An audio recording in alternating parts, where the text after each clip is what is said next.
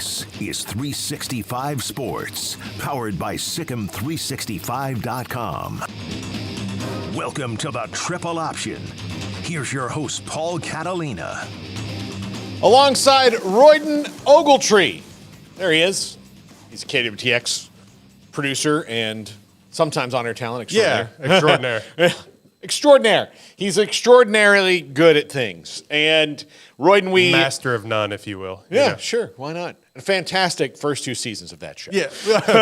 Let's not talk about the rest. Well, let's make it about a fringe character. Yeah. Anyway, but I digress. We are heading towards the Sweet 16 just 2 short days from now, and everything's gone chalk for the most part. There's one double-digit seed still alive, and that is NC State. The ACC's done very well. Mm-hmm. The Big 12 and SEC have not lived up to their hype. Here's what I think about that.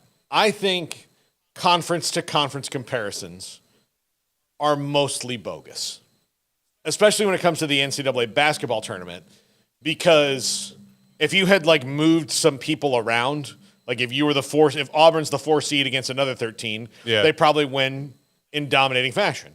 But the one matchup that befuddled them was Yale. Yale did things that Auburn wasn't ready for. What's the glory of the NCAA tournament is what everybody likes to talk about, is that on any given day a team can win. Yeah. And NC State is the hottest team in the country right now, given they've had to not stop playing since a week 2 ago. Weeks ago, yeah. They've had less time off than everybody else and have found their stride at the perfect time. Mm-hmm. And given the way that they play, I would not be surprised if they win this weekend. Well, Marquette looked beatable for about a half and half of the second half. But if you told me that pulled away, because DJ Burns mashes down there and gets in everybody's way, and Marquette doesn't have an answer for him. Is he the biggest guy on the planet? There's that dude, the Division II. Have you seen the Division II dude, Garrett? The round mound of rebound would not. Round mound of rebound would not. That was Charles Barkley. This dude. He's DJ Burns, what a unit. 6'9". They have him listed at 275. And I gotta say, no. I gotta say, brother, we gotta add some plates on there. I don't think that's quite accurate. My guy is rotund, and he's awesome. Okay. This guy plays, his name's Connor Williams. He plays at Fisher College. I'm gonna send you a picture of him, Garrett. Okay. Right now. And he is my favorite person in the entire world right now. And this guy can hoop. I'm not making it up when I tell you he can absolutely hoop. There was a kid, I'm trying to remember his name, but he played at I think it was Lofton. He played at Port Arthur Memorial, and he was awesome. But he was about 6'4" or 5". He really was like Charles Barkley. He was 6'4" or 5", close. It had to have been close to 3 bills. And he played at I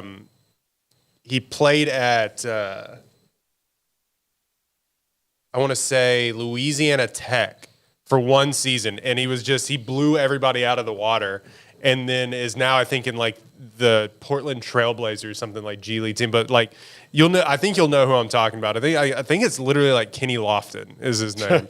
And I'm probably getting that wrong. My friends down in Beaumont will yell at me. But he, go look him up. He really is Charles Barkley-esque when it comes in. This is what that Burns kid reminds me of. They call this kid from Fisher. I'm sending you 2 pictures, Garrett. 2 pictures. They call him Big Cozy. Hell yeah. Big Cozy, 7 foot, 360. Ooh. 7 feet, 360. I know his knees hurt. Yeah, absolutely. I can't. Can I see? Yeah, well, hold on. I want you to see. We'll put it up here on the monitor. When Garrett's ready, it'll be up there on the monitor so you can see it. But yes, Big Cozy is his name.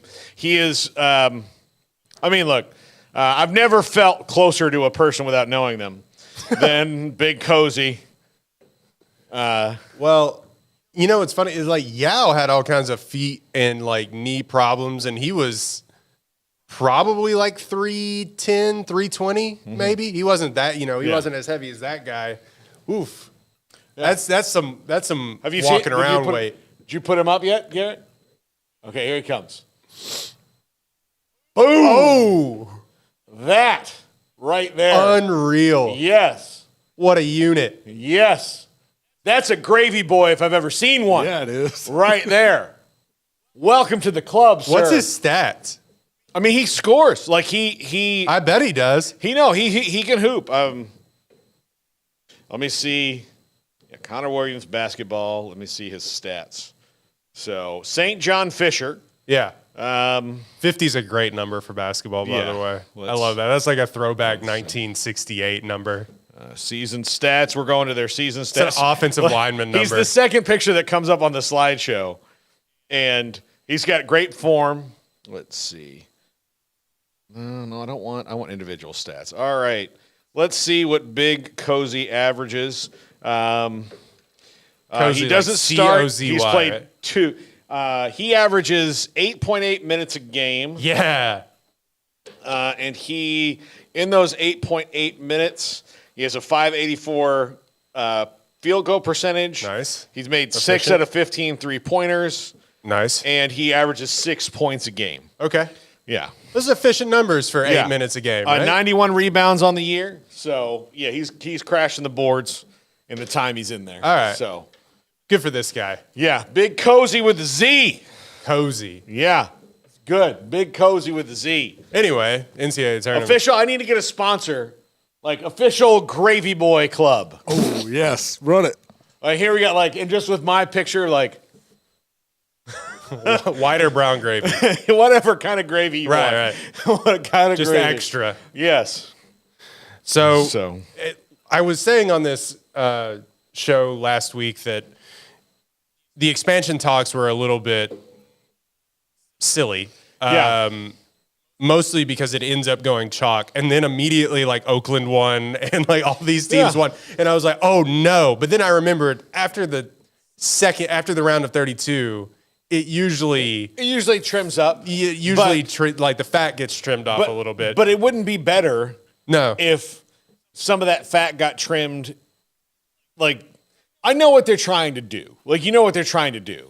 The other thing that they do by putting in more middle rung teams from the power conferences is you can maybe guarantee that the top seeds get through a little bit better. Because if Kentucky doesn't have to play Oakland, somebody else can take care of Oakland, then Kentucky can take care of a team that doesn't have as the nothing to lose mentality like Oakland had. That's the factor that nobody likes to take into account here is just F it, we're bombing threes. You know what I mean? I mean, we're gonna live forever. It's just they before the game, they're like, all right, everybody do a tequila shot. Yeah. Let's get this party started. Golke, start bombing threes, buddy. You want to get nuts? Yeah, exactly. No, I feel the teams that Cinderella's like that have a very office night karaoke party kind of a thing where it's you know what? We're never going to have this kind of night again. Let's just go do it. The boss is drunk. Let's roll. I'm sleeping with Janice from accounting. Yeah, all of it. And there's no, again, like you said, we're going to live forever kind of a feeling, as where Kentucky is better not mess us up. Better not mess us up. Yeah. Oh, this guy makes all these threes. How do I stop him? How do I stop him? We didn't game plan for this dude. Coach, what do I do? Coach, what do I do? What's happening? What's happening? And then they go to the sidelines, and he's like, hey, all right. Keep him coming. Keep him coming. Another round. So this cat has a receding hairline. I didn't prepare for this. Yeah, he's on the sideline smoking a cigarette. Yeah. It's my daughter. She's 14. So she's my ride home. Yeah. So but those kind of things they just take into account.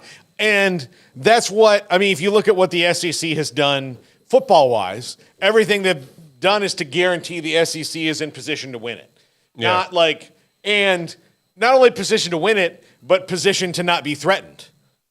Yeah, I mean, and so the more bodies you throw at a war, the more likelihood you'll come out on top. Would you rather see you know, let's say, I guess in this year, would you rather see Kansas State or Oakland in the first round if you're Kentucky?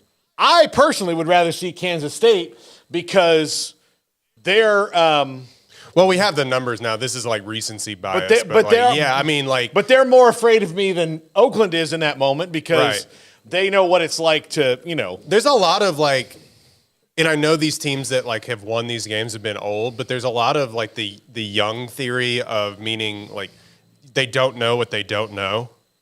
They can't be afraid of what they don't know or what they can't see. So it's just Reed Shepherd, who's that? And look, I don't care. John Calipari won with that team in 2012, and then everybody tried to replicate it.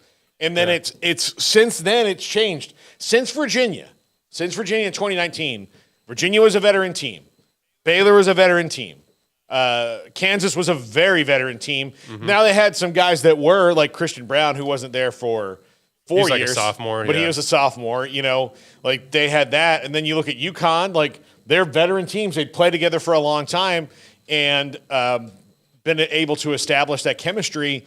I think it's important to have that good mix. You can't turn the 5 stars away, the guys who could be one and dones, but you do need to find ways, and it's become more and more difficult because you're essentially negotiating 1-year contracts with guys all the time. Yeah.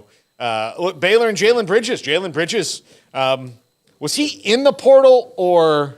He's threatening the NBA. He was going the NBA. There was there was something with that. Yeah. Yeah, he was kind of in that tweener thing, he got the NBA thing, and then he wanted to make sure. And look, for Jalen Bridges, the best way to do that and to ensure your financial future is to use that weapon at your disposal that I could go and get the money that I want. I think that what's going to make this a lot better is when there are rules around this that make sense, that everybody agrees to, the players included, that keeps people still available to go to the transfer portal, but also where it's not going to be I can be at Baylor and win. I can be at Michigan State and win, but Louisville just called me and they've got a new coach, so they're going to pay me $400,000 more. Yeah, throw money at me. And you might go there and not win, and then you're okay, you've got $400,000, it's great, but can we just get some competitive balance here? You know, because I also think that if you set rules, then you can, like you've seen in professional sports that have salary caps and rules on the salary and things that they can do, then you can regulate the bigger teams a little bit better. No, what I was talking about as far as the young theory, as far as I was saying that these lower seeds from these mid-major colleges, they're not afraid because they don't know what they don't know. And on the inverse of that, they are older usually. I think Jack Golke was the last player in the NCAA born in the 90s. He's born in 99. He's 24 years old. Yeah. There's something to that. And I wanted to come in here with the theory that the most successful teams this year are just old. The two teams that are not really old, quote unquote old, being seniors, juniors is what I'm trying to count as that. Iowa State and Duke, when I was just looking through their rosters, the most minutes played by juniors or seniors is what I was looking at. And most of the teams have that. The two that I saw, and now I'm probably off on one, Duke and Iowa State have sophomores and freshmen playing most of those minutes. And Kyle Filipowski could have gone last year too. It is so hard now to win when you have multiple freshmen starting. It's just hard. It's just difficult. And I don't know what that accounts to. It just is that I think that more experience, the more nerves that you're able to get out, more things that you're able to work out in these rounds beforehand in years prior can lead to it all accumulating for a deep run. Yeah. And when you just have freshmen, now that's saying that Baylor, who's going to probably be a prime example on this show today, they had 2 seniors and a junior in their starting lineup. The 2 people really that they had coming off the bench, and Ojanwa and Lohner, are juniors and seniors as well too. But in this past 3 years when they've gone out in the round of 32, Langston Love's injuries have really just derailed. When they went out in the round of 32 2 years ago, Caleb Love was a part of that. Yeah, that was also that's true. Yeah, so he's like 87. Yeah, but I just think that like Langston injuries have played a big factor in that. A lot of the discourse going on online has like discounted that a lot too. Well, I also think though it's not just about veteran; it's about continuity and playing together. Right. Because one of the things that Baylor's starting five this year didn't have was they'd not played through a season together. Mm-hmm. Jaden Dunn, Ray J. Dennis, Jacoby Walter, Yves Misi, all new. All new. Yeah. That's four of your starters. And then the other one, Jalen Bridges, was the only guy, Jalen and Ajanwa and Loner and Love had played together, but the starting five hadn't played together. Now, look, they started out really well. Mm-hmm. But I do think that, long-term continuity and being a team together for a while breeds success, because what happened with Baylor's 2021 team was they were all together for a while. And particularly Maceo and Davion had to sit in the gym for a year and not play. Yeah, because of the transfer rules. The transfer rules were different still then. In effect, yeah. And so they had to sit out that year, and they had to,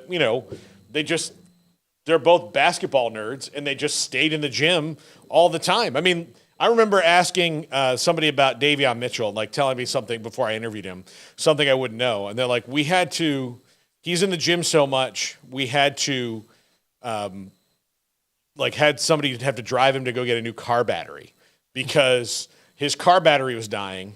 And then they're like, hey, you should go, take care of it. And then they're like, he's like, no. And it just got so bad they couldn't jump it off anymore. So they had to, literally get his girlfriend and go and be like, hey, you have to take this and he has to do something else. You have to do because he was just he would forget about it, and he just they would see the car parked in the same spot, and he'd come in battery's dead. And he's like, well, you can replace that. Literally a battery being dead sucks when it happens, but it's the easiest thing to fix. But then I can't go gym. Yeah. And he was just so obsessed with it. He was obsessed with being a student athlete. His grades were always good. Everything he had to do to play basketball, he did. And driving to and from his apartment was only the most minor part of that. But that was it. There were other ways around that. So you had that, and then you had a guy like Maceo, who you're riding with most of the time anyway. Right. So it doesn't matter. You've got your best bud, one of your best buds, and you guys are like, all right, let's see who can get to 4,000 shots today first. We got nothing else to do. We're not playing in this game. Let's. I don't know how you do it. Is the end goal for these teams? Is it okay, now we have to find, because you want the one and done prospect. You're not gonna turn away Jacoby Walter. Yeah. Regardless of how Baylor fans are feeling about him in this moment after the game, I still think they're not there without him. Yeah, so they're not there without him, and they definitely don't make part of that comeback without him either. Yeah.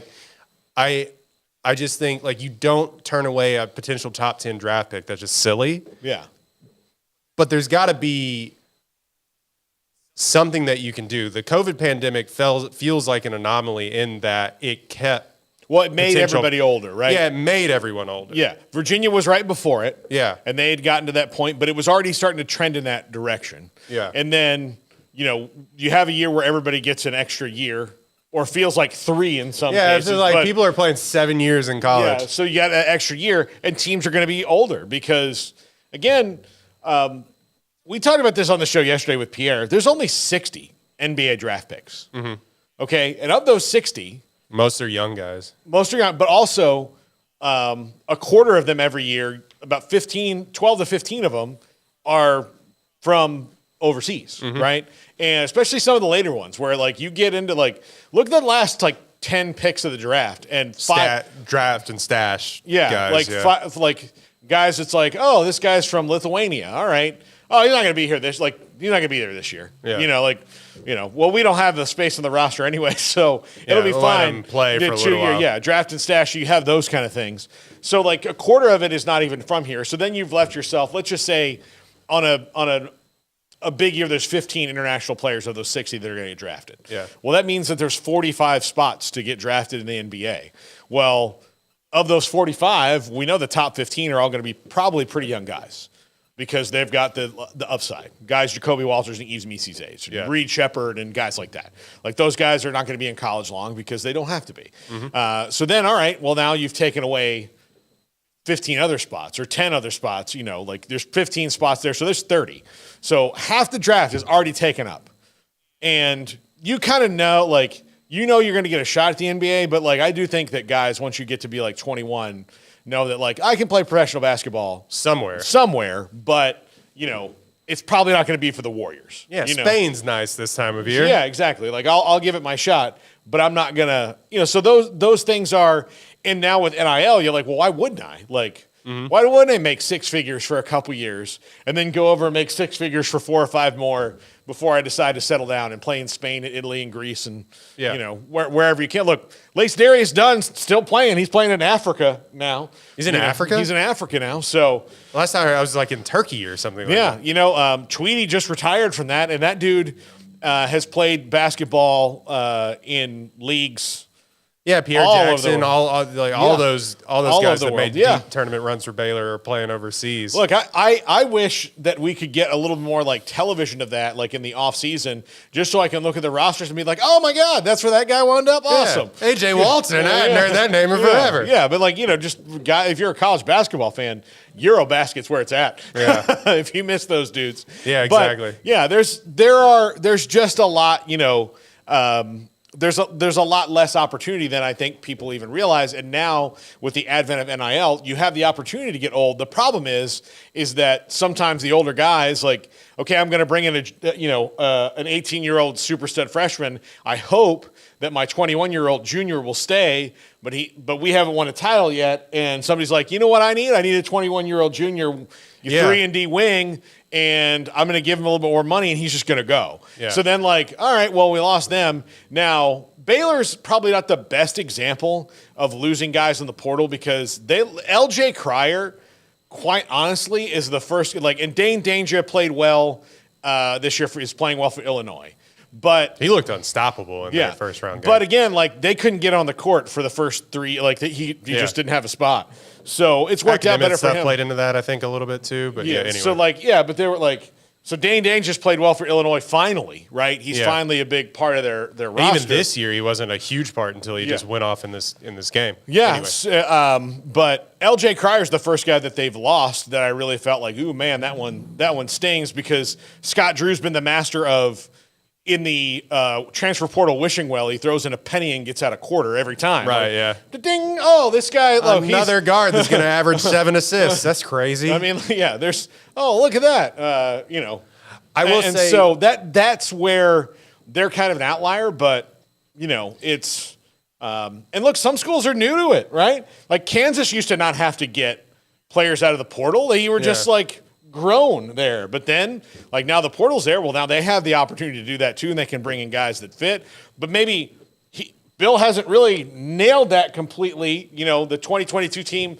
Look, the 2022 team that won the title got Remy Martin. They don't win the title without Remy Martin, but during the regular season, the question around the Jayhawks was like, why isn't Remy playing that much? Because he hadn't figured it out yet. And then they don't win it without him in 2022 because he had just a great Big 12 and NCAA tournament. Yeah. So he got hot at the, I think the solution to this there's a couple of things. It's like you don't want to just recruit on the fringes like 4-star like you definitely want to go after 5-star prospects.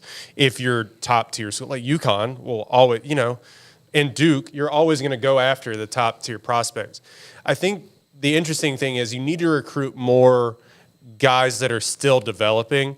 But the problem it's like we still use Baylor as an example. Like Jeremy Sohan was supposed to be around for like 3 years, and he just turned into a lottery pick. Mm-hmm. And that's kind of what hurts. I think it'd be interesting to start recruiting more on the fringes, like 4-star guys that you can have around until your juniors instead of in the 99th percentile on 247 or whatever it is. But I also think the one solution to all of this to get more continuity in college basketball and to build stars in college basketball, which I think is for the national audience a big problem of like why the viewership of college basketball, well, the viewership of everything has just gone down, but the viewership of college basketball in general, it's like, well, there's not enough star power there. I don't know these people.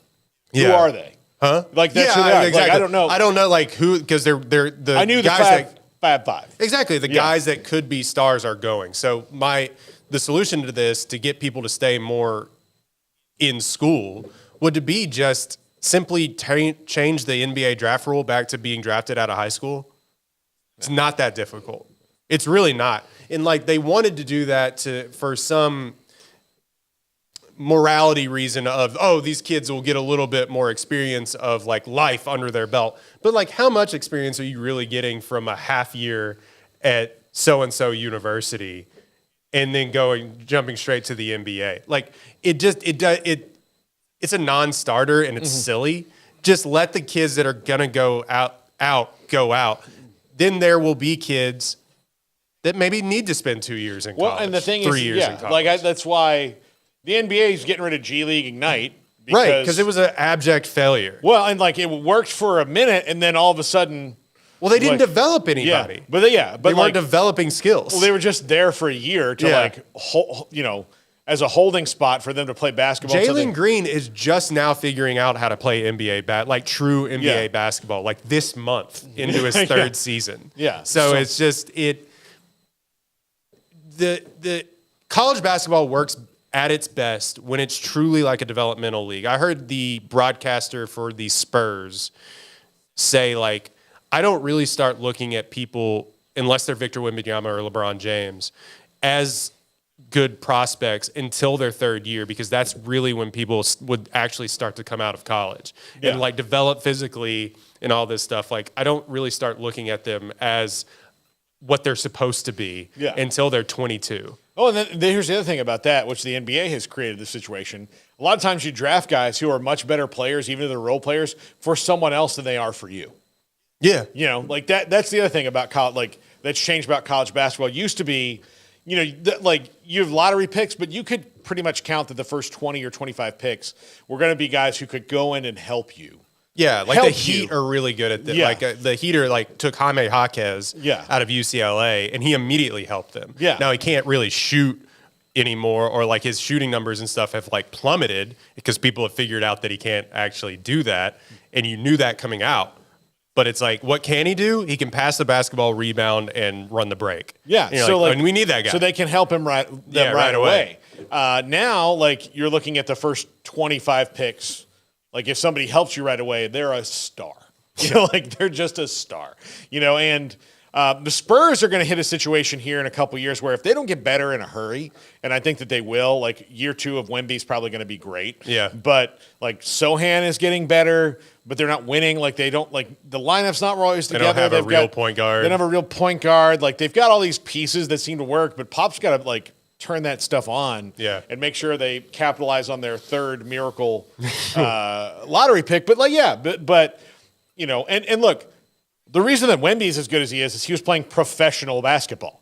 Yeah, it was like, it's the conundrum of the Luka conundrum. It's like, I mean, he's been playing since he was 16. Yeah. So like these other guys are playing kind of a different thing. There's a different, like the style between college basketball and the NBA is so completely different. I mean, the speed of the game, like, is ridiculous. Like the way the athletes are, there's no, again, my gravy boy, as good as he might be there, I mean, the NBA is never calling him, right? No. But, and look, DJ Burns, the NBA is probably not going to call him other than to see, like, can we get this guy? Because are you really going to count on that guy to run up and down the floor all night long with the guys who've got to run up and down the floor with? Right. Well, you know, what also is, I've watched a lot more NBA basketball. Oh, that's great radio. Yeah. I've been watching a lot of NBA basketball this year, mostly because the Rockets don't suck anymore, so that's fun.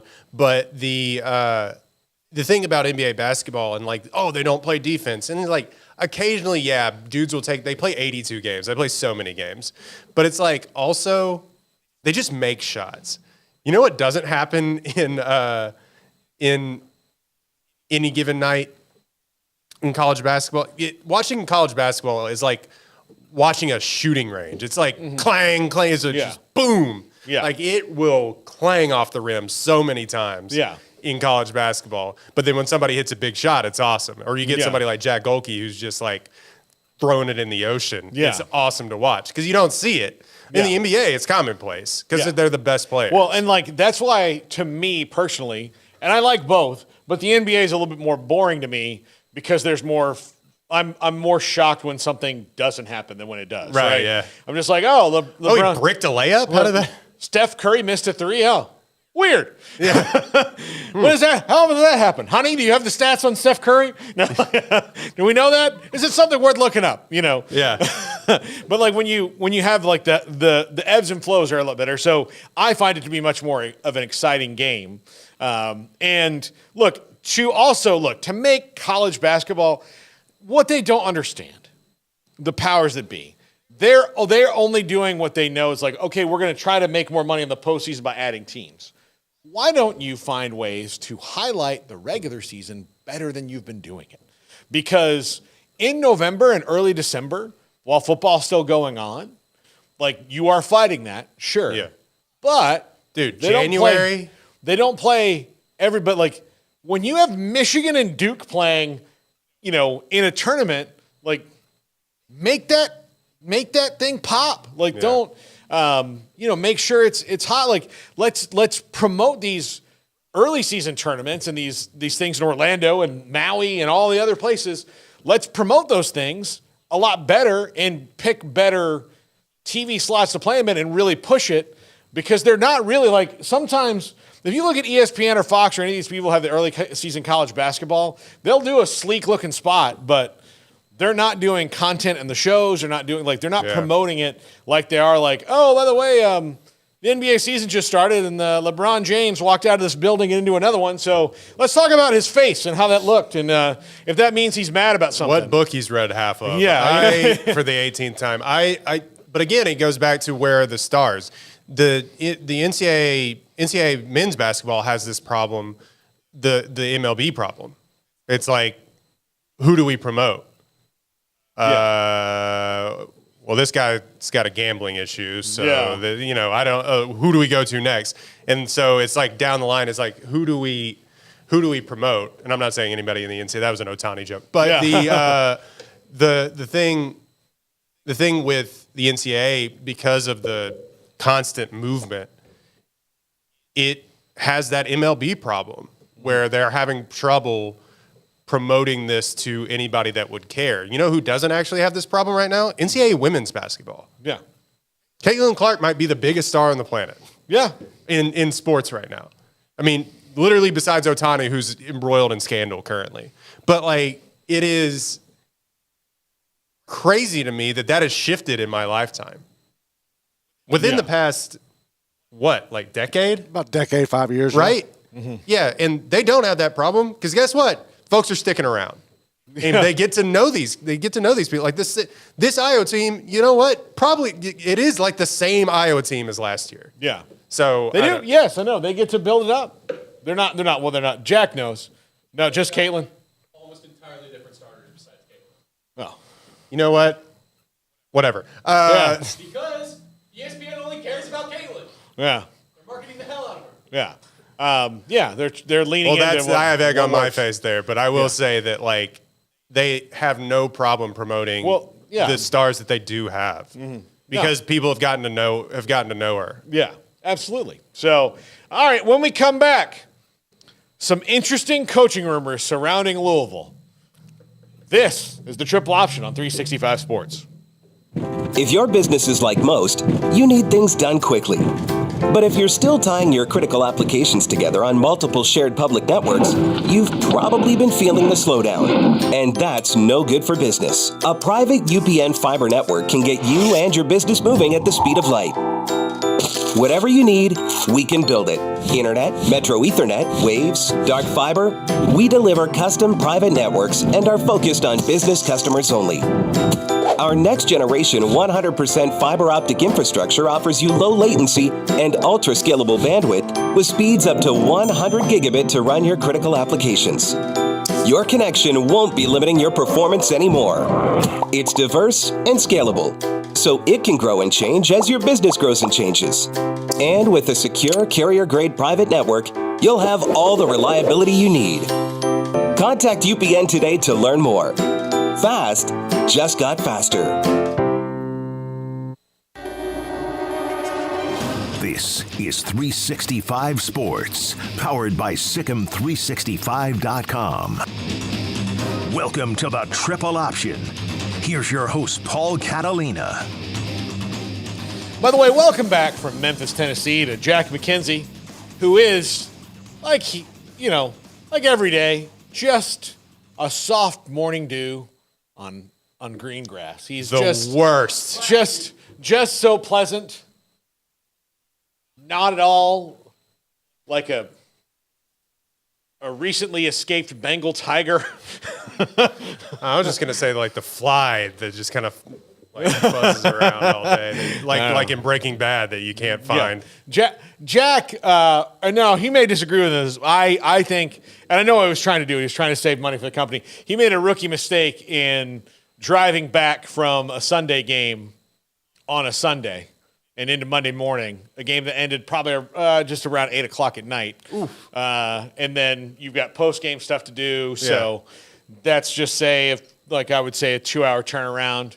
So what? Left Memphis at 9:30 p.m. You left Memphis at 9:30 p.m. So, yeah.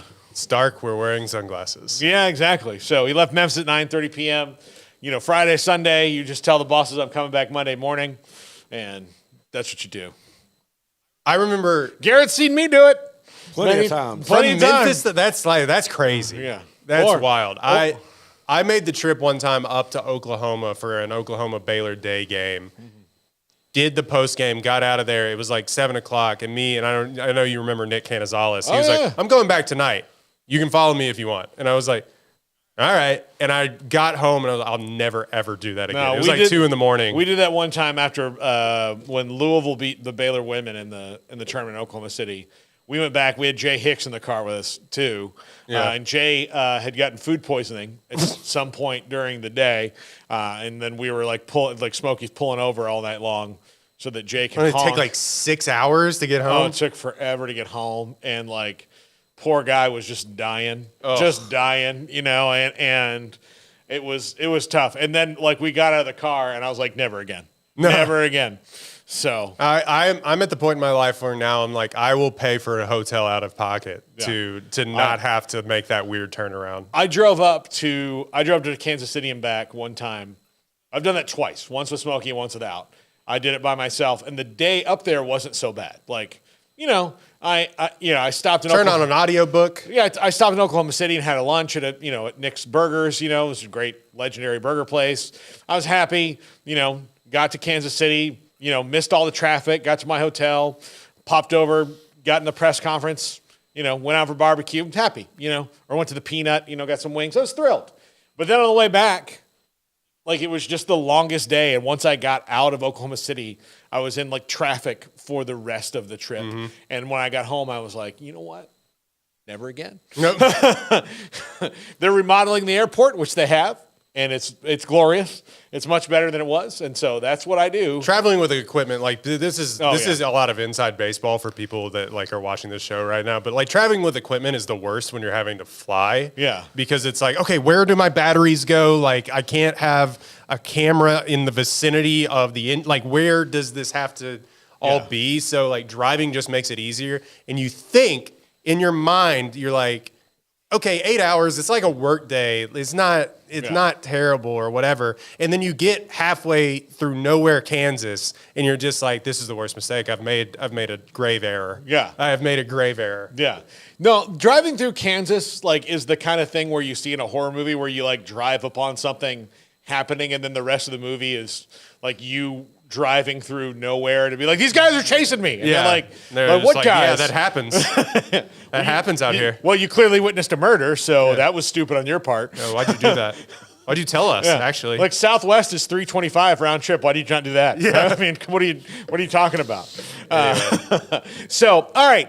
Interesting coaching news. Actually, some athletic director news really quickly. Washington lost Troy Dannon to Nebraska. He was not even 6 months on the job. They have continued the poaching of Washington State personnel this week. They lost Kyle Smith, their basketball coach, to Stanford. Well, Pat Chun, their athletic director, well respected in the industry, is now the athletic director at Washington. He gets to move to the big old city So he is on his way to Seattle, and that was a home run hire, I think, for UW.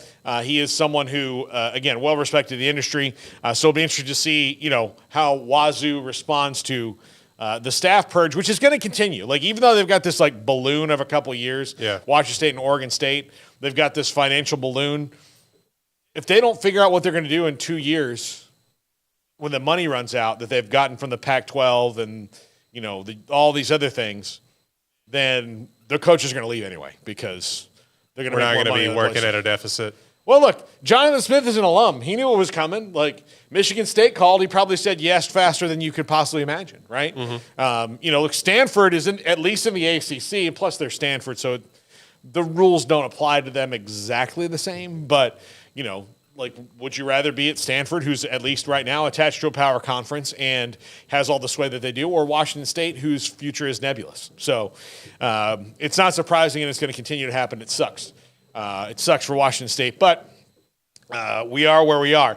So Louisville, who had a coach opening before a lot of people, had a coach opening before their coach was fired. Yeah, they did. And I'm starting to wonder this morning, because you hadn't really heard any like movement on that. Like, West Virginia hires a coach, Michigan hires a coach, Stanford hires a coach, Washington hired a coach without an athletic director apparently, or Pat Chun did that today. I don't know, yesterday, but they hired Danny Sprinkle. Washington did. I didn't even hear that news. Yeah. So like, Danny Sprinkle lost the game. Like, all these guys lost the game, and then like, hey, go into this other place. So right.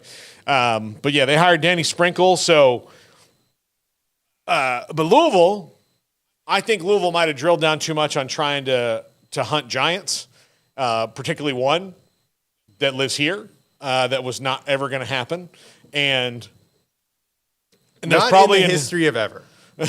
I mean, it's just not. I mean, like, not. Well, there would have been a time where they could have maybe had his ear a little bit more, pre-stadium, pre-new arena, pre the women's basketball coach leaving, but like those kind of things when things were a little bit different, they might have had his ear a little bit more, but I still even think then. Right. I mean, Kendall had a really good point when he immediately tweeted out, he's like, coaches do not leave national championship places they have won national championships at. Yeah. It does not happen. Yeah. And really, like, the biggest coaching move that I can think of leaving a blue blood, and Baylor's not a blue blood, but I'm just saying, like, leaving a great program to go to another historically great program was Roy Williams. And that's because he went to UNC. Yeah. So, like, the to Louisville thing from a team you've already won a national championship with and it was just completely nebulous. It was weird. It was stupid. Yeah, no, it didn't make sense, and it wasn't. But Louisville fans convinced themselves of that, and that's fandom in a nutshell. But like, Louisville fans were convinced. I don't know if you've been online recently, but they think that they're getting everyone. But in fact, one of the candidates who has emerged is New Mexico coach. Poop where they eat. Richard Pitino. Spawn, sire, second of his name. Seed. of Rick Pitino. You guys may remember Rick Pitino, that he was the coach at Louisville. What? Won a national championship at Louisville. Was subsequently embroiled in scandal and fired by Louisville.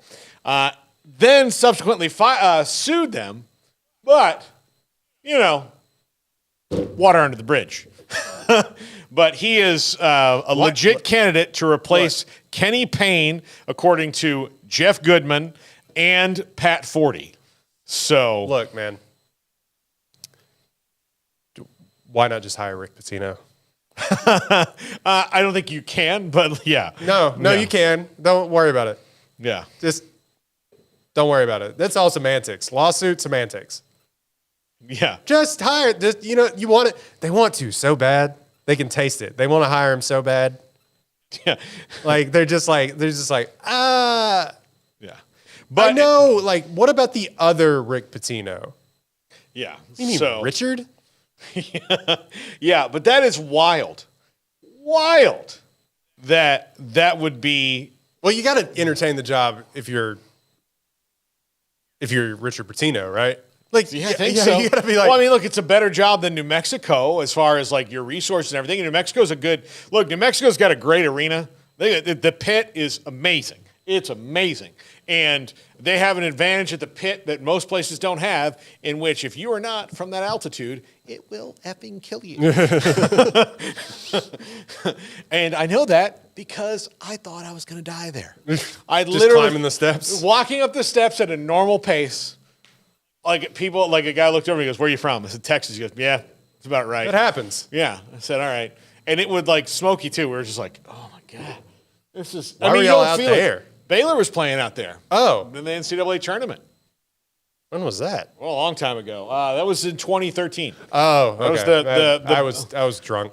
That was the year we traversed the United States. We went from Kansas City to Phoenix, Big 12 tournament to Phoenix for Ranger spring training. Oh. Then we went from Phoenix to Albuquerque for the first round of the NCAA tournament. Mm-hmm. I then went from Albuquerque to Bowling Green, Ohio. Normal, completely normal. Yes. Bowling Green, a part of Ohio. Is a city. That's the best thing I can say about Is a place on the map. that's the best thing I can say about it. Then I went from Bowling Green to Atlanta because I was with the men. Then Smokey met me in Atlanta because he came back for Robert Griffith's Pro Day. And anyway, they all that we did that, but we were there. You would like this part of the story. We were staying in the team hotel. Was like this massive Marriott in downtown Albuquerque. Mm-hmm. And so it housed all the teams that were there. We stayed there. And so did the entire cast of the Lone Ranger that was not named Johnny Depp. So one Arm and Hammer? Yes. Yes. Helena Bonham Carter was in the elevator with her, was just starstruck beyond all belief. Yeah. This is like right after the King's speech, too, man. Yeah. It's like, oh, hello. Oh, Bellatrix Lestrange. Hey, what's going on? Yeah. Standard. Normal. Yeah. No, and all I could say is like, love June Fight Club. Is Tim Burton as cool as he appears to be? Yeah. He's weird, right? They'll have a weird relationship and house, right? Yeah. Anyway, No, love you. I like a ton, like Stephen Lang, who was in he was in Avatar, Tombstone, he's Ike Clanton in Tombstone. Like he was there, and like so the whole time I'm like, oh, Tombstone. Damon Harriman, who was at the time on Justified, and is a great Australian actor. I didn't know he was Australian until I actually walked up to him, met him, and I was like, that's hey. always weird, right? I was like, hey, I just want to tell you, I love, like, you're hilarious on Justified. I've seen you a couple other things. You're awesome. He's like, oh, mate, thanks a lot. And I was like, bloody ripper. And I was like, huh? That's like the Christian Bale is actually British thing that goes around online all the time. But yeah, so anyway, I digress. But he was Richard Pitino's at New Mexico right now. Oh. Great home court advantage. That was a long non sequitur, like really long. But I don't care. We do what we do on this show. But I just don't. I mean, like, because I have not seen any other like real smoke about candidates other than Scott Drew and Dusty May, both of whom are off the board. Scott Drew staying here, and Dusty May's at Michigan. Michigan, yeah. So, yeah. It was. I don't know where Louisville thinks they're at a certain place. And look, they have money to throw at things. And those facilities, which, ESPN wrote a piece about how college basketball facilities are getting smaller and smaller anyway. But whatever you want to think, Yum Brands Arena or whatever, still a great place to play basketball.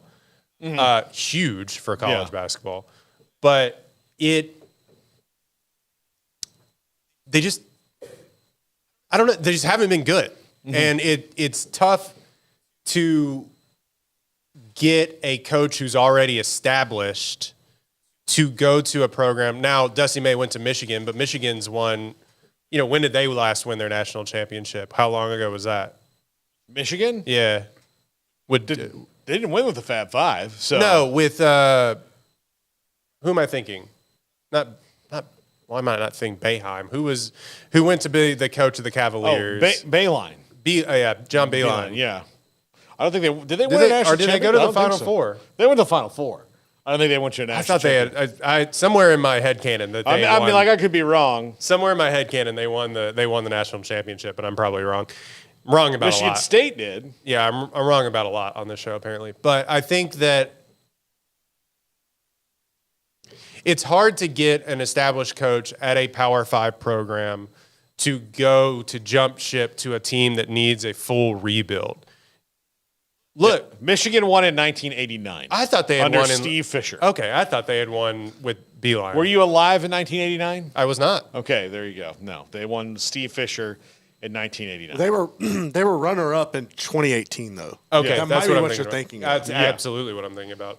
Yeah, but I think it's either just to keep going on this. I think it's really hard to get somebody to come to a program that is down, that needs a lot of, frankly, fixer-upper mentality. Yeah. To get an established coach from an established program to come. So that was like, the Scott Drew thing never made any sense other than it's like, oh, they're Baylor. We can just get them. You know what I mean? Like, who gives a damn about Baylor except for the fact that he won a national championship and has a new stadium? Yeah. The Dusty May thing seemed more accurate, but that says a lot about your program when you're going to go like, I'm just going to go to Michigan, who also has their own problems, but they seem way more fixable than Louisville. You know who I would consider hiring if I were Louisville? And this is not going to make their fans happy, but I love the style of play they have, is Bucky McMillan from Samford. Yeah. Like, play a little Bucky ball, make it exciting. I don't know. How much of Louisville's problem is the uncertainty of their future within their conference, though? I mean, I'm sure maybe that's part of it.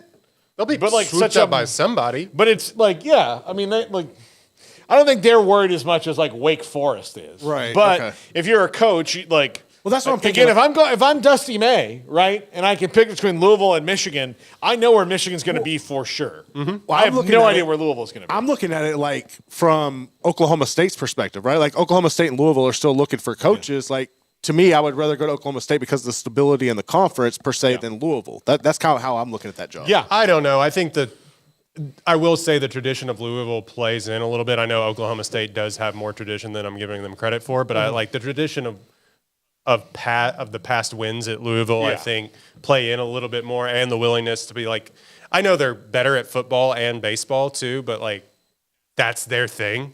They want that to be their thing so badly that I would consider going there over maybe Oklahoma State, who puts a lot more into obviously football than they do basketball, but that's just me per se. Absolutely. All right, before we go, Royden, just some news in the NFL, some small stories I wanted to get to. One, the hip drop tackle has been banned, which I think is a stupid idea because they can't really call it in real time, and it's just going to create more fines for players and make things stupid. Also, they've adopted a new kickoff rule, the one that's been used in the XFL and USFL, where the kicker will still be at his own 35. Right. The kicking team will be at the opponent's 40. The kick return team will be at the opponent's 35, and the kick returner will be standing between the 10 and 20-yard lines, which is the target zone. If the ball goes into the end zone, they get it at the 30? 35. 35, yeah. They get it at the 35-yard line where their team is set up. If it lands in the target zone and rolls into the end zone, then it's the touchback at the 20. But will be safer because you don't have teams – guys just running at full speed like gladiators and colliding into each other. So there's like if you've watched some of those games, there's some really creative plays they run out of it. I'm not. Adam Schefter tweeted it out, and he really kind of did it a disservice because he tweeted out a really nothing play of a guy that like got it back to like the 40 or something, and he kind of ran through a couple tackles and got it, and then it was immediately tackled because of the Roman phalanx that they set up to like tackle this guy. But I just think that like I like this actually, and hardcore football fans will scoff at it because it looks silly. If you've been watching football your entire career or career life, it looks dumb. But you realize how often that people actually return kicks in an NFL game? It's like 18 to 20% every weekend throughout the entire NFL that they return a kick. Yeah. Well, they would have to return. They'll immediately start returning more kicks. Well, and like they're de-incentivized to kick it into the end zone because it's the 35 now. Right. Like you're now at the your own 35-yard line with the way people are going for it on fourth down. Like you're not guaranteed a punt anymore. Right. You know, like you would be if you get a 3-and-out before. And so. more teams are going for it on fourth. Anecdotally, like more teams are going for it on fourth down. Like this sets up the opportunity to have more plays in succession than you would if you just started at the 25. I just think that like the initial shock of having to get over like this looks stupid is going to be like hard for a bunch of people online who are 1990s pilled by the NFL that used to be. Yeah. But I am more interested in seeing people actually play football instead of timeout, kickoff, touchback, timeout. Yeah. Way more interested in kick the ball off, actually see play happen on the field. And also, kickers now have to be good. Yeah. Thank you. That'd be great. You can't just kick it far. Yeah. Kickers now have to actually be good at their jobs. Yeah. That's fine. That's good. Well, you know, Larry David would. Have you heard about Larry David when he goes on Rich Eisen? Yeah. His goal in life is to get rid of the goalposts. Oh, yeah. He wants to get rid of the goalposts. You're having a guy decide the. Yeah. He doesn't do anything. Yeah. He said, look, what if in baseball, like you put up just 2 goalposts? A guy stands on home plate and throws it. One guy that doesn't do can drop the ball and try to hit it between the goalposts, and then that counts. He's like, no, it makes no sense at all. It's kind of a point. Like kickers don't do anything until they're the most relied on person. In the game. Now the hip drop tackle thing, I just don't agree. I was just listening to a podcast on the way up here, and there was a huge debate about like what it means and how they're going to legislate. Historically known at legislating the rules that they put in place, the NFL is going to really have this one down by the time that the playoffs or anything rolls around, right? Yeah, like it's going to they're going to totally, absolutely ace it. No, they still don't know what a catch is. They still don't know what pass interference is. Like, there's another thing that they've been told that they're saying that they're going to allow replay officials to comment on things like that wasn't pass interference, or maybe like we're getting closer to the sky judge, which to me I think makes a whole lot more sense because it'd go really fast. Like somebody throws a pass interference penalty, they review it, and they're like, nope, pick it up. And they don't even have to say anything. Just right in their ear. Just right in, like, no, pick it up, pick it up, pick it up. It wasn't like, which they've done. They've started they did that for the rapid XFL. Replay. Yeah, pick it up, Which is great. Like the XFL had so many good ideas. I'm sorry. It sucks that they couldn't have stuck around. Well, it is around. It's the UFL now. It's coming back. But they have good, like, those things were good where it's a proving ground. Yeah. Well, yeah, but like, here's the replay, and like all the official doesn't watch it. He just sits there, and the guy upstairs goes, all right, it's pass interference. I've got a catch at the 37-yard line on the left hash. It'll be 2nd down and 1. Like, and then guess what they do? The guy goes and spots the ball at the 37-yard line. It's 2nd down and 1, and we're moving on. Yeah. We're not looking at an iPad through a friggin' window. Yeah. And, here's the other thing about that. And I've thought this every time I've gone to AT&T Stadium. That screen is the worst for officials. It's the worst because they're sitting there looking at this little box. Yeah. And the guy's like, oh, yeah, okay, you see that? Where his foot kind of like is right there. Okay, run it back. Okay, there. And then we're all watching it going like, he's out. He's out of bounds. Yeah. He'll come over and like tell the coach something, and the coach is immediately like, bro. Yeah. The biggest TV in the world. We have it in 4K. He's right there. Like, I can see the outline of his junk. Yeah. I mean, it's so huge. Come on. Nobody wants to be an official, and I get it. It's like a hard job, but like I just also think that like some of these things are going to dictate the games. The hip drop thing, I will say though, like they implemented it because like, you can't technically like hit anybody, quote unquote, hit anybody anymore. Yeah. This is like breaking guys like femurs and stuff like that. Like they had to do something. My problem is that they're not going to be able to properly legislate it. No, that's the thing. It's like it's one of those deals where it's like, like it just doesn't. I don't know. It's just not going to. They're not going to be able, like, sometime in November, you're going to be in a division game and somebody's going to not get injured, but they're going to do like a hip drop tackle sort of thing. Like a cornerback is going to drag down DK Metcalf or something like that because he's 1,000 pounds. And, like, that's going to decide a game sometime in a division game, and everybody's going to be pissed. Yeah. It's just going to happen. Yeah, it is. All right, Royden, thanks a lot. We're back in tomorrow. We will not do a triple option on Thursday again this week. Not because last week we didn't do it because of the NCAA tournament, and Garrett and I were not invested in doing the show at all. During the first, like we had to miss enough basketball. We were doing the main show, so I have the option of punting this show whenever I want to punt it. Must be nice. So we punted it. Well, Thursday we're going to be at Big 12 Pro Day in Frisco, so we'll be just like racking up interviews of draft prospects. Quarterbacks, running backs, wide receivers, and defensive backs are Thursday. And then the Hog Mollies are Saturday, and we will not be there for that. But we will be doing our show live from the Star in Frisco on Thursday. So there will not be a show on Thursday. So we'll be back tomorrow, and we'll talk a little basketball, a little football then. But thanks to Royden. Thanks to everybody who's watching. Today we've got John Fanta. He'll talk NCAA tournament, particularly the Big East, of which he covers a lot, and how well they've done. They have come out looking great. Yeah, absolutely. That and much more. This is the Triple Option on 365 Sports. If your business is like most, you need things done quickly. But if you're still tying your critical application